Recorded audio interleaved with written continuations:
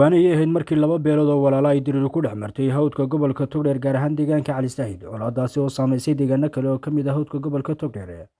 labada beelood ee walaalo halkaasi ku diriiray gaar ahaan ardayga Ciise Muuse oo ka mid ahaa labada beelood ee halkaasi diriirtu ku dhex martay ayaa wafdi ballaaran u diray oo xaaladda nabadda ka shaqeynaya deegaanka hawdka gobolka Togdheer. wafdigaasi oo isugu jiray xildhibaano ka mid ah golaha guurtida, odayaal, cuqaal, ganacsato ayaa safar muddo 2 maalmood qaatay ka bilaabay deegaanka Cadow Yurur, Cali Saahid, Ceeg, Qabri Gorod, Xaangeeyada, Bisiqa, Sanyare, Labagoon iyo deegaano kale.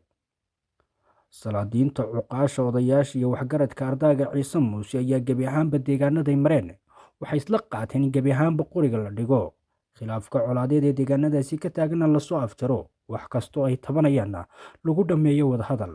odayaasha, xildhibaanada, cuqaasha, salaadiinta ayaa dhammaanba uga mahad celiyey deegaanada ay mareen siday ula qaateen in lasoo afjaro khilaafka kalena. odayaasha waxgaradka ganacsatada ka soo jeeda beesha Habar Yunis ayaa beesha Ciise Muuse ka codsaday xabad joojin.